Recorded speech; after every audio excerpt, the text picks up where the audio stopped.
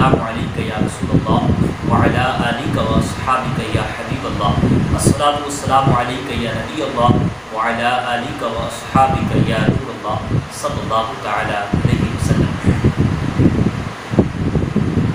आए हम और आप सब मिल कर के एक बार प्यारे आका सल्लल्लाहु तआला अलैहि वसल्लम की बारगाह में दुरूद सलाम पढ़ते हैं कि जिस आका के बारे में इमाम इश्क मोहब्बत इमाम अहमद रज़ा खां फ़ाज़िल बरेलवी रज़ियल्लाहु तआला अन्हु भी फरमाते हैं कि अल्लाह की सरता बक़दम शान है ये, इंसान नहीं इंसान वो इंसान है ये। कुरान तो ईमान बताता है इन्हें और ईमान ये कहता है मेरी जान है ये।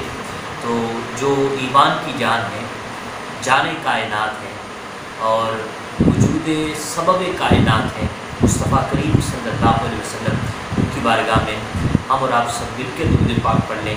अल्लाहुम्मा सल्लि अला सय्यिदिना व मौलाना मुहम्मदिन मअदनिल जूद वल करम मंबइल इल्म वल हिल्म वल हिकम, सलातु व सलामुन अलैका या रसूलल्लाह।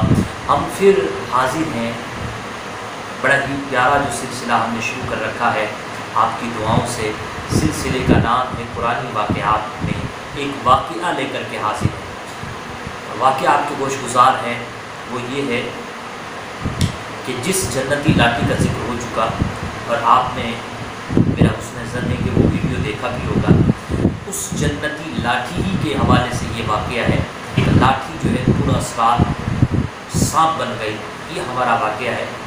असल में हुआ क्या कि जब हज़रत मूसा नबी अलैहिस्सलाम को तशरीफ़ ले गए तो उस वक्त रब अज़्ज़ व जल ने मोजज़े अता फरमाए। उसमें से जो बड़ा मोजज़ा था वो यही आसा का था, आसा मूसा, और दूसरा यद बैज़ा और दीगर भी निशानियाँ अता फरमाई।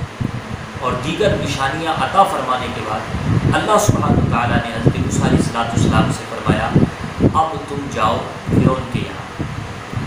हज़रत मूसा अलैहिस्सलाम ने कुछ मालूज़ात भी रखी और वो मालूज़ात वो अल्लाह तबारक व तआला ने कबूल फरमा ली। जैसा कि हज़रत मूसा अलैहिस्सलाम ने कहा अल्लाह सजद में अकेला हूँ, तने तन्हा हूँ, मेरे साथ मेरे भाई हारून अलैहिस्सलाम को भी नबूवत से सरफराज फरमा दे।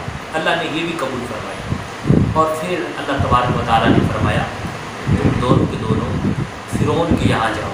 वो शरकश हो गया है, वो अपने आप को खुदा कहलवाता है और वो बनी इसराइलियों पर जुल्म करता है, उनके बच्चों को कत्ल करता है और उनकी बच्चियों को ज़िंदा रखता है और उनसे मशक्क़त का काम लेता है और उनसे खिदमत करवाता है, उन्हें तकलीफ़ें देता है, उन्हें अज़ियत देता है।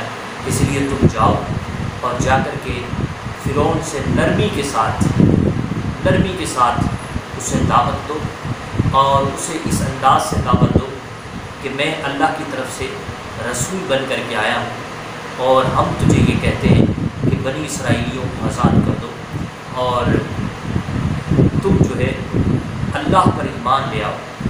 तो हज़रत मूसा अलैहिस्सलाम ने फ़िरौन के सामने जाकर ये तमाम बातें रखी। कहा देखो अभी मौका है, अभी ज़िंदगी की सांसें चल रही हैं, इसलिए तुम ऐसा करो कि तुम जो है अपने आप को खुदा कहलवाने का ढोंग रच रखा है, इसको छोड़ दो, बल्कि तुम हकीकी खुदा की तरफ, जो खुदाए वहदहु ला शरीक है, जो खुदाए एक है, उस एक खुदा का दाम, उस एक खुदा अज़्ज़ व जल की इबादत करना शुरू कर दो और उसको ही तुम खुदा कहो, उसके अलावा किसी को खुदा मत कहो। तो ये बातें भी रखी और बनी इसराइलियों के हवाले से भी हज़रत मूसा अलैहिस्सलाम बातें की और तमाम बातें की और साथ में ये मोजज़े भी दिखाए। लेकिन फ़िरौन ने ये मोजज़े देखे और देखने के बाद उसने सवालात भी किए कि तुम्हारा रब कौन सा है। हज़रत मूसा ने बताया कि मेरा रब तो वो है जो ज़मीन व आसमान का मालिक व खालिक है, जो मारता भी है, जिलाता भी है। ये मोजज़े भी आपने दिखाए, यद बैज़ा का मोजज़ा दिखाया, आसा मूसा का मोजज़ा दिखाया। तो फ़िरौन ने ये तमाम बातें देखने के बाद हज़रत मूसा अलैहिस्सलाम को ये कह कर के झुठला दिया तुम तो जादूगर हो और हम जो है तुम्हारा मुकाबला जादूगरों से करवाएंगे। हज़रत मूसा अलैहिस्सलाम ने फरमाया जैसे तुम्हारी मर्ज़ी हो, दिन रख लो। अब उसने दिन मुकर्रर कर लिया, मेले का दिन था, उस दिन बनी इसराइलियों का मेला लगा करता था।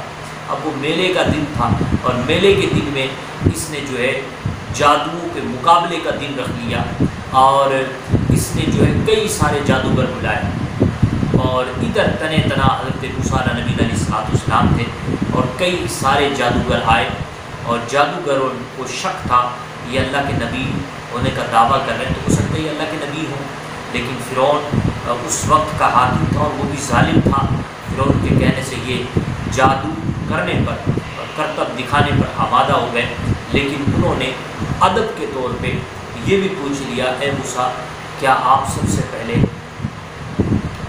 اپنا جو ہے کرتب دکھائیں گے یا ہم کرتب کو شروع کریں؟ حضرت موسیٰ علیہ السلام نے فرمایا تمہیں جو شروع کرنا ہے وہ شروع کرو اور اس کے بعد میں دیکھوں گا۔ اللہ اکبر۔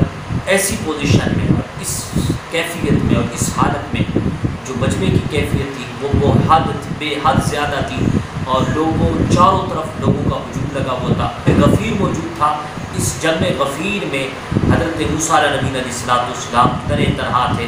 جادوگروں نے کیا کیا کہ جادوگروں نے بے شمار رسیاں اور بے شمار لاٹھیاں میدان کے اندر پھینک دی، اور جب میدان کے اندر پھینکی تو وہ جو لاٹھیاں پھینکی تھی اور وہ جو رسیاں پھینکی تھی، وہ ساری لاٹھیاں اور وہ ساری رسیاں ساری کے ساری سانپ بن گئی،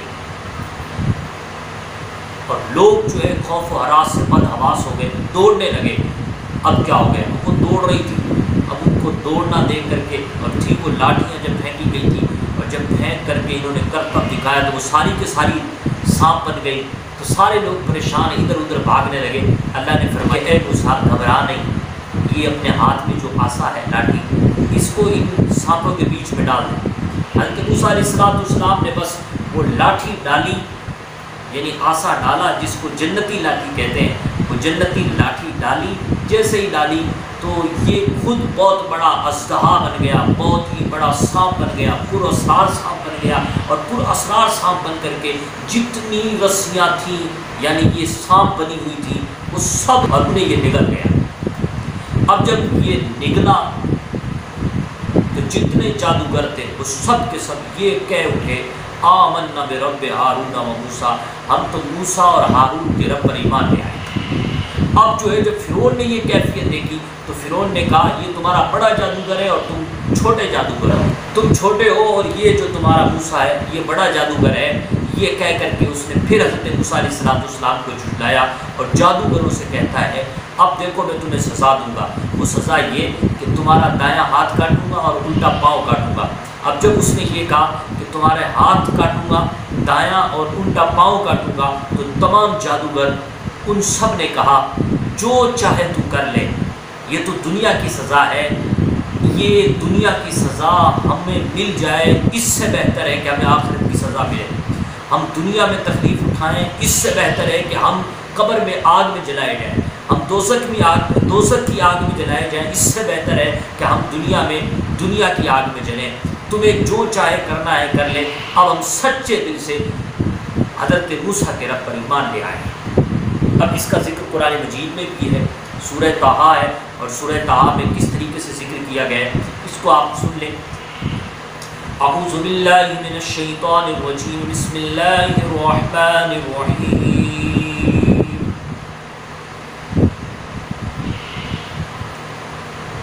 اذهبا الى فرعون انه طغى، اللہ نے فرمایا تم دونوں کے دونوں جاؤ فرعون کے پاس، بے شک وہ سرکش ہو گیا ہے، وہ اپنے آپ کو خدا کہلواتا ہے اور بنی اسرائیلیوں کو تکلیف دیتا ہے اور انہیں غلام بنائے ہوئے انہیں ستاتا ہے۔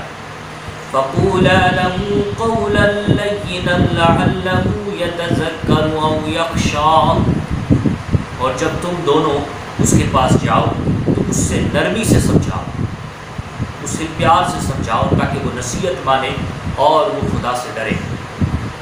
قَالَا رَبَّنَا إِنَّنَا نَخَافُ أَن يَفْرُطَ عَلَيْنَا أَوْ أَن يَطْغَىٰ، وہ دونوں بولے اے ہمارے رب، یعنی حضرت موسیٰ اور حضرت ہارون بولے اے ہمارے رب ہم تو ڈرتے ہیں کہ کہیں وہ ہمیں تکلیف نہ دے، ہم اس کی سرکشی اور نافرمانی اور اس کے ظلم سے ڈرتے ہیں۔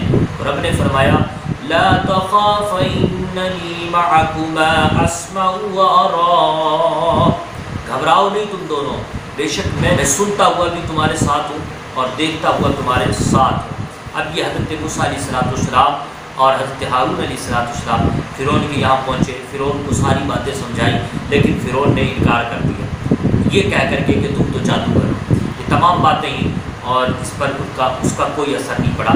تو اب اس نے جو ہے وہ ایک دن رکھ لیا کہ اس دن میں تیرا مقابلہ یعنی حضرت موسیٰ کا مقابلہ جادوگروں کے ساتھ ہونا طے پایا ہے۔ اس دن لوگوں کا ہجوم لگ گیا، اور اس واقعے کو ہم عرض کرتے ہیں کہ جب لوگوں کا ہجوم لگا ہوا تھا، سامنے حضرت موسیٰ علیہ نبی علیہ السلام تھے اور ادھر فرعونی جادوگر تھے اور فرعون تھا اور فرعونی تھے۔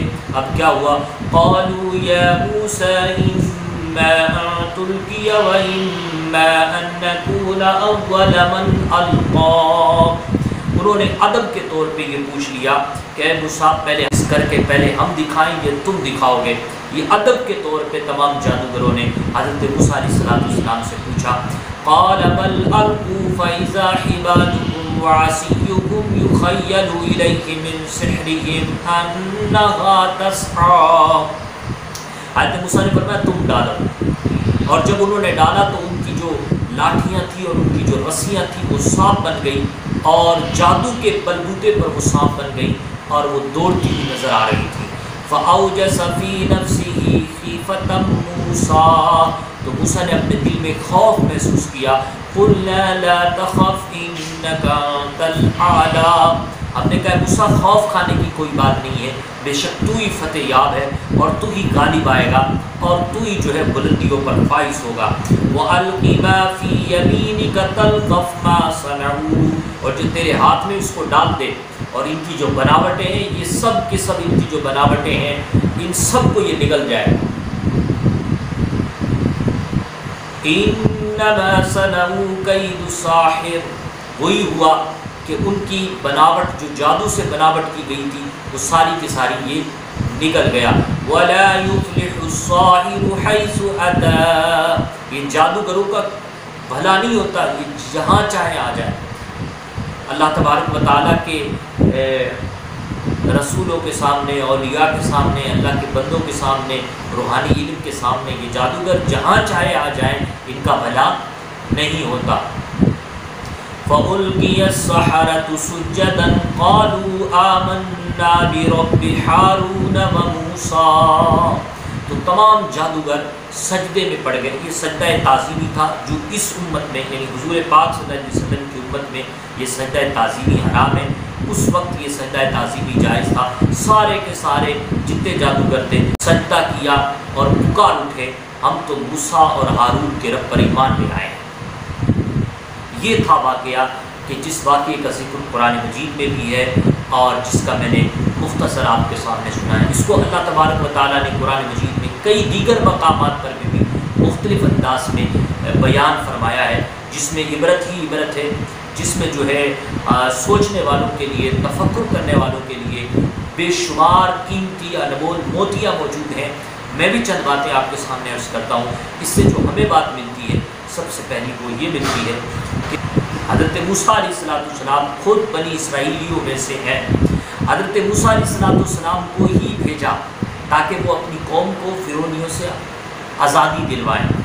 اس سے پتہ یہ چلا جب کہ اللہ تبارک و تعالیٰ ہر شے پر قادر ہے، ان اللہ علی کل شیء قدیر، بے شک اللہ تعالیٰ ہر شے پر قادر ہے، لیکن اللہ عز و جل بنی اسرائیلیوں کو آزاد فرشتے بھیج کر کے بھی کروا سکتا تھا، لیکن حضرت موسیٰ علیہ السلام کو ہی بھیجا کیونکہ حضرت موسیٰ علیہ السلام بنی اسرائیلیوں میں سے تھے، انہیں بھیجا۔ یہ اس بات کی طرف اشارہ ہے کہ قوم جب بھی آزاد ہوتی ہیں، جب بھی قوم کسی غلامی سے آزاد ہوتی ہے تو ان کے اپنے ہی لیڈر ہوتے ہیں، وہ جو کوشش کرتے ہیں اور اپنے ہی جب قائدین کوشش کرتے ہیں تب جا کر کے آزادی کا پروانہ ملتا ہے۔ اب دوسری بات جو ہمیں ملی وہ یہ ملی کہ جو انسان حق کے لیے لڑتا ہے، حق کی صدا کو بلند کرتا ہے، سچی آواز کو اٹھاتا ہے اور جو مظلوموں کے لیے لڑتا ہے، جو غلام نما انسان جو ظالمین نے بنا رکھے ہیں جن کو، اور ان کے لیے جو آوازیں بلند کرتا ہے، حقیقی طور پہ اللہ تعالیٰ کی اس کے ساتھ مدد شامل ہوتی ہے، جیسا کہ اس واقعے سے ہمیں ملتا ہے۔ تیسری بات ہمیں یہ اس واقعے سے ہمیں یہ ملی کہ اللہ تبارک و تعالیٰ نے فرمایا کہ جب تم فرعون کے پاس جاؤ تو انہیں نرمی سے سمجھاؤ۔ اس سے پتہ یہ چلا کہ جب بھی کوئی بندہ دین کی بات کسی کو سمجھائے، کسی کو دین کی بات سکھائے، تو اسے چاہیے کہ وہ نرمی سے سمجھائے، کیونکہ نرمی جو ہے یہ دل پر اثر کرتی ہے۔ کسی نے بڑی اچھی بات کہی، دل سے جو نکلتی ہے وہ اثر رکھتی ہے، پر نہیں طاقت پرواز مگر رکھتی ہے۔ چوتھی بات ہمیں یہ سمجھ میں آئی کہ ایک سوال اٹھتا ہے کہ یار فرعون کہ جس نے یہ سارے معجزے دیکھے لیکن وہ پھر بھی ایمان نہیں لایا، حالت کفر پر ہی مرا، بعد میں جا کر کے وہ دریا میں ڈبو دیا گیا۔ لیکن یہ جادوگروں نے جب معجزہ دیکھا تو یہ سب کے سب ایمان لے آئے۔ اس کی جو اہم وجہ، حالانکہ وجوہات تو یہ ہے کہ اللہ جس کو توفیق دے وہی ایمان لاتا ہے، لیکن اس مضمون میں سے ہمیں یہ بات ملتی ہے کہ جادوگروں نے ادب کے طور پہ حضرت موسیٰ علیہ السلام سے پوچھا تھا، اے موسیٰ آپ ڈالیں پہلے یا ہم ڈالیں؟ تو یہ ادب انہوں نے کیا۔ اس ادب کی وجہ سے اللہ تعالیٰ نے یہ انعام عطا فرمایا کہ انہوں نے ادب کیا حضرت موسیٰ علیہ السلام کا، اس لیے اللہ تبارک و تعالیٰ کو ان کا ادب کرنا بہت پسند آیا اور انہیں ایمان جیسی دولت عطا فرمائی۔ اور پانچویں چیز جو ہمیں یہ ملتی ہے وہ یہ کہ جب یہ لوگ جادوگر مومن ہو گئے تو انہوں نے کہا ہم ہاتھ کٹنے سے نہیں ڈرتے، ہم خدا کے پیغام کو نہیں چھوڑ سکتے، ہم حضرت موسیٰ کے عشق کو نہیں چھوڑ سکتے، ہم پاؤں کٹنے سے بھی نہیں ڈرتے، پاؤں کٹ جائیں یا رہ جائیں، حضرت موسیٰ علیہ السلام کا جو عشق ہمیں ملا ہے اس کو ہم ضائع نہیں کر سکتے۔ اس سے یہ بات سمجھ میں آتی ہے مومن کو ایسا ہی دیوانہ ہونا چاہیے کہ وہ خدا سے اس قدر ہی پیار کرے اور وہ اپنے نبی سے اسی قدر پیار کرے، اور انبیاء کرام، اولیاء کرام اور صحابہ کرام سے اسی انداز میں پیار کرے کہ زندگی رہے یا نہ رہے ہم تو خدا سے محبت کرتے ہیں، خدا کے پیغامات سے محبت کرتے ہیں، خدا عز و جل کے رسولان اعظام سے محبت کرتے ہیں۔ یہ ایک انداز ہونا چاہیے۔ چھٹی بات جو ہمیں ملی وہ یہ ملی کہ حضرت موسیٰ علیہ السلام کے بارے میں اور بنی اسرائیلیوں کے بارے میں جب ہم قرآن میں پڑھتے ہیں تو یہ بات ہمیں ملتی ہے کہ انہوں نے ہی بنی اسرائیلیوں کو آزادی دلوائی اور پھر طرح طرح کی نعمتوں سے آراستہ فرمایا، من و سلوہ نازل فرمایا گیا ان پر اور دیگر چیزیں بھی نازل فرمائی گئی، لیکن پھر بھی جو ہے یہ بات بات پر حضرت موسیٰ علیہ السلام کی دل آزاری کیا کرتے تھے، حضرت موسیٰ علیہ السلام کو برا بھلا کہا کرتے تھے۔ تو حضرت موسیٰ علیہ السلام کو جب برا بھلا کہا کرتے جو قوم ہے یہ عذاب میں مبتلا ہو جاتی۔ اس سے یہ بھی ہمیں پتہ چلا کہ جو ہمارے قائدین ہیں، جو ہمارے حق میں جو لوگ آوازیں اٹھا رہے ہیں ان کی ہم قدر کریں، ان کو ہم سلام کریں، کیونکہ وہ لوگ ہمارے لیے آوازیں اٹھا رہے ہیں، ان پر اعتراض نہ کریں بلکہ ان کے لیے نوازوں میں دعا کریں۔ ہندوستان میں بھی اس وقت ہم قوم مسلم کے لیے جو آوازیں بلند کرتا ہے اس بندے کا نام مسٹر اسد الدین اویسی ہے، آپ ان کے لیے دعا کریں کہ اللہ تعالیٰ ان کی عزت میں، ان کی عظمت میں خوب ترقی عطا فرمائیں، انہیں بلندی عطا فرمائیں، ان کی زبان میں مزید اثر پیدا فرما دیں اور انہیں تقویٰ کی دولت اور علم کی دولت سے مالا مال فرما دیں اور انہیں اللہ تبارک و تعالیٰ نیک بنائے، اور جتنے بھی اللہ تعالیٰ کے صلحاء ہیں، صلحاء نیک بندے ہیں، ان کے صدقے ہم سب کو اللہ سبحانہ و تعالیٰ نیک بنائے۔ پھر ملیں گے انشاءاللہ جب تک آپ دعا میں یاد رکھیں۔ السلام علیکم ورحمۃ اللہ۔